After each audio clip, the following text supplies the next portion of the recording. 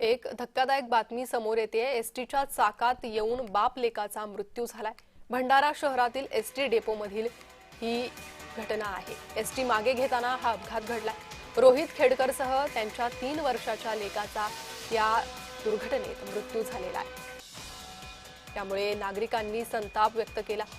या अपघातानंतर मोठी गर्दी परिसरात जमली होती।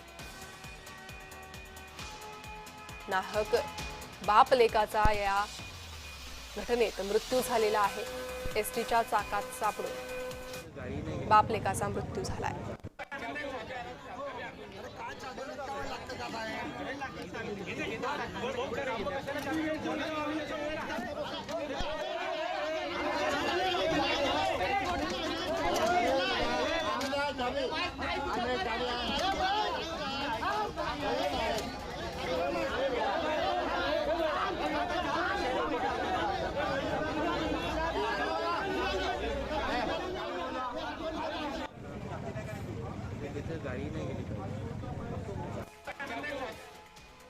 तर या घटनेनंतर नागरिकांनी संताप व्यक्त केला।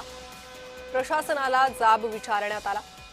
भंडारा शहरातील ही थरारक घटना आहे।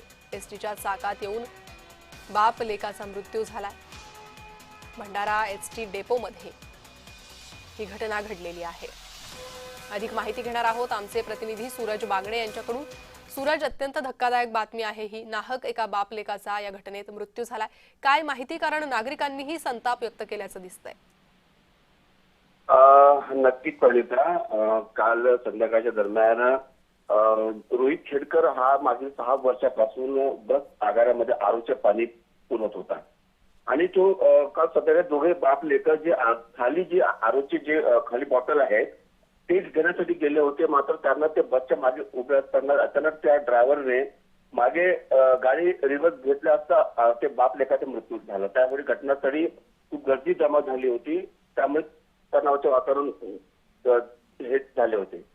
प्रणिता, अगदी सूरज, आपण जर पाहिलं तर एसटी प्रशासनाला नागरिकांनी जाब विचारलेला आहे। या ठिकाणी मोठ्या प्रमाणात गर्दी झाली होती आणि अगदी पोलिसांना मध्यस्थी करावी लागली। काय म्हटलंय नागरिकांनी? प्रशासनाकडून काय स्पष्टीकरण आलंय? नक्कीच नागरिकांनी तिथं गर्दी जमा केली होती। तणावाचं वातावरण निर्माण झाला होता।